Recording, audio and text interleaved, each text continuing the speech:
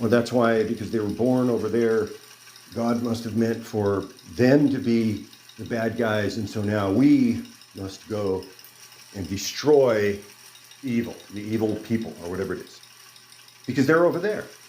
But what it really comes down to is the training from and the people that, now the analogy will somewhat break down, because from the time of Lincoln until now, you have a lot of different factors going on.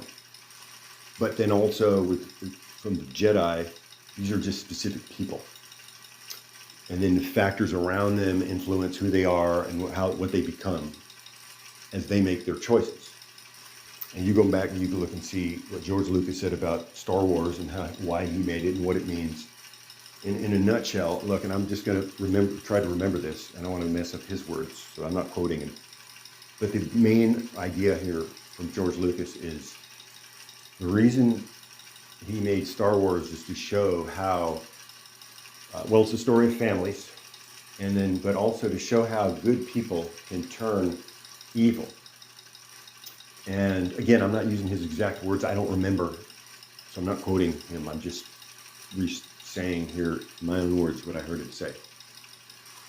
It's about family and families and fathers and sons down through the grandchildren and brothers and sisters and mothers and sons and daughters.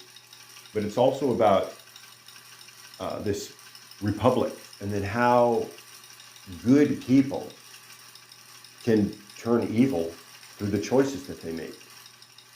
And also the people that surround them and the people that are their mentors and these kind of things. And then next, how democracies can fall into a dictatorship or an authoritarian rule. And then, so that's why he wrote Star Wars, and that's the meaning of the prequels. And so this is why I recommend the prequels. Again, the prequels is the best Star Wars. Check it out. Just rewatch the prequels. But what it comes down to now is the social progress. Again, I'm calling it progress, where the freeing of the slave, the black slave, any slave. But we're talking about slavery as it was practiced in the United States up till the 13th Amendment.